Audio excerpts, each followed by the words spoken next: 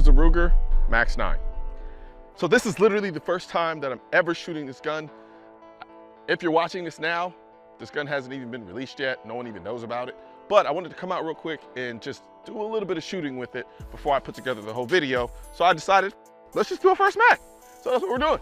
So the Ruger Max-9 is, from my standpoint, is Ruger's attempt at competing for the market share of the Glock 43s, the Glock 48s, the Springfield Hellcats, all of those compact but high firepower kind of concealed carry focused firearms. So first things first is you get a flush mag with 10 rounds in it, and then you have another mag with an extension that gives you 12 rounds in this really small compact form. On top of that, you also get, if you see on the top here, there's a plate here for micro red dot that you can mount to your gun. Like I told y'all, micro red dot is kind of the way things are going. You also have this fiber optic, it looks like a fiber optic sight, but there's part of me that thinks that it glows in the dark, I think, I'm not sure. But from what I can tell, it's definitely fiber optic because it really is blinding in a good way, blindingly bright during the day. And at night, I'm just gonna have to figure out what it's doing. And it does look like it illuminates a little bit at night. So essentially this kind of takes on the same profile as their Security 9 series of firearms. And I did a video on the Security 9 and I said that gun was surprisingly really good. I didn't have high hopes for it, but when I started shooting it, I really actually liked it quite a bit. So I don't even know how much this gun cost at the moment. And I'll probably annotate it in this video, but let's go ahead and just do some shooting with the gun, 10 rounds, and let's see what it's like to shoot. Oh, also, you do have a safety. I know some of you guys are gonna be like, yeah, I don't want a safety on my gun. And some other people are gonna be like, yeah, great, it has a safety, I love it. You also have a peephole here that gives you an indication on whether or not there's a round chambered as well. All right, let's see what we got.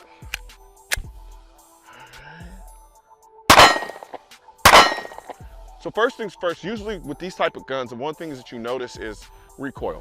Because they're so small and there's not a lot of mass to kind of absorb the recoil, certain guns like this tend to recoil quite a bit.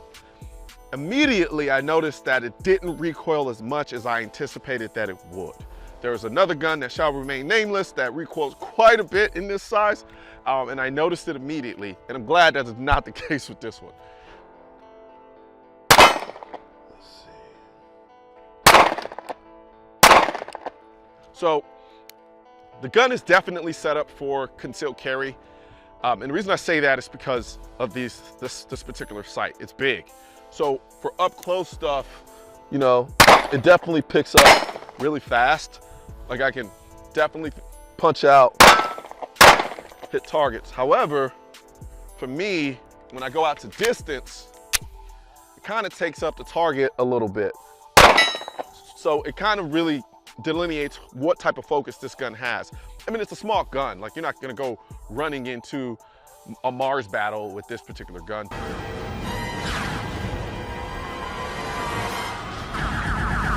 But nonetheless, has a really big front sight. Well, not a real big, but big enough where it picks up really quickly. But then at the same time, it's still small enough to shoot out to distance, as I just demonstrated. But typically speaking, whenever I'm shooting out at distance, I tend to like it a little bit smaller. All right, let's do some more shooting. There we go. So yeah, the recoil on this gun, honestly, and especially in this configuration when it's a flush plate down here, it doesn't recoil that much. It's not soft. I'd be lying if I said it was a soft recoiling gun, because it's not. But it definitely recoils softer than some other guns in this size category. Let's see.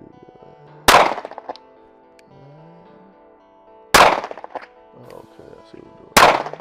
There we go. So I will say this.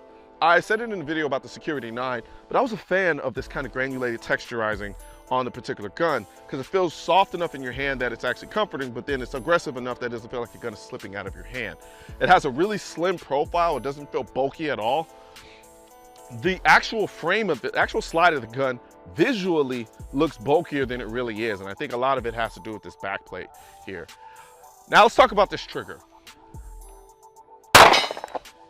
It is the same trigger that you get in their LCP variants of firearms, at least the LCP2. And I really, really, really like it. And I mean that with all sincerity. The trigger on this gun is actually pretty damn good. As you can see here, it's reminiscent of Glock, and it doesn't really look like a Glock, but as far as the mechanical components of it, you have the actual trigger here, and then you have this little safety lever here. So if you don't engage that safety lever, the gun won't go off. And then when you do, gun goes off. So let's talk about this trigger a little bit. So here's, take up is really smooth, and it doesn't feel disjointed. It's just one sweep. Then you hit a wall, which is a very pronounced wall, which is what I like, and then you got a break. The break is not the cleanest break in the world. However, it is clean enough that it doesn't really bother me when I'm shooting or notice it very much. So I gotta give a big ups to the trigger. So like I said, you have the magazines, you have a 12 rounder, and then you have a 10 rounder, which is one round short of the Springfield Hellcat, just so we're noting. But I put these two together, and this gun seems a little bit less bulky, so to speak, in the frame. In the slide, it seems pretty much on par, but in the frame, it actually feels a little bit slimmer in hand. Whether it's not, I don't know, because I didn't actually measure it, but this does feel smaller in hand. All right, let's go, let's do some shooting.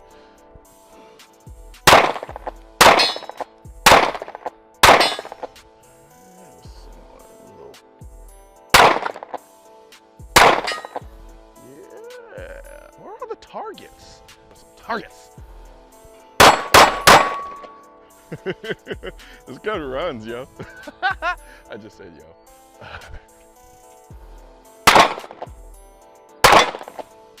Man, this gun shoots really naturally. Kinda like to do that again. Let's do one more time. Uh-oh.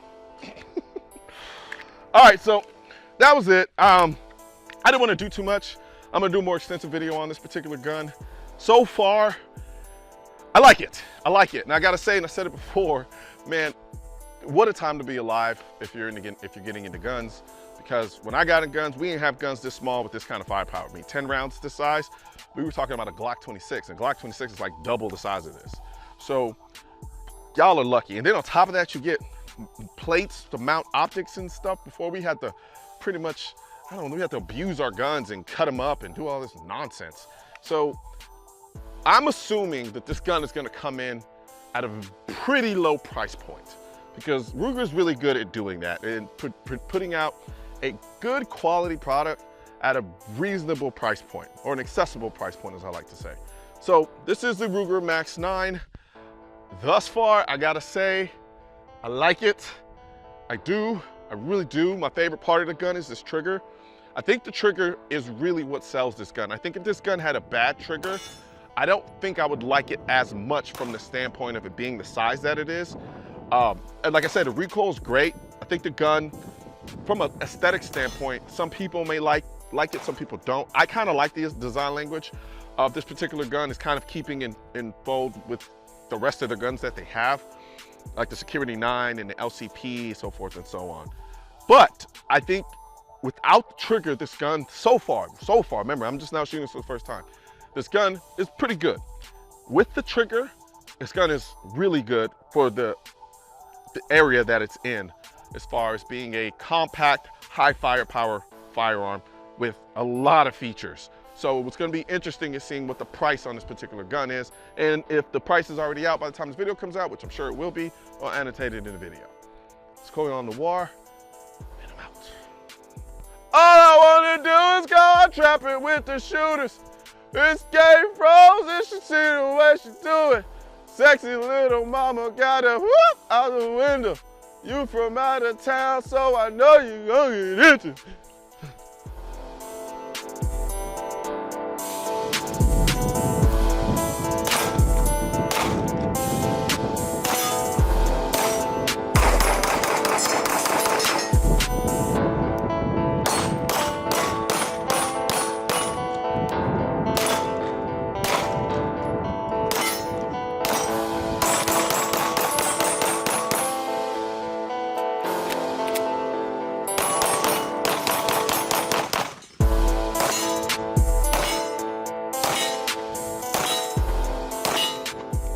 Right now, there's a culture war against the Second Amendment, which is why I need your help spreading our message to counter their message. You can help do this by leaving a comment, sharing this video, and clicking the bell and subscribe button. Let my voice be your voice, and let them know you want to keep America tactical, because the right to keep and bear arms shall not be infringed wasn't a suggestion, it was a directive.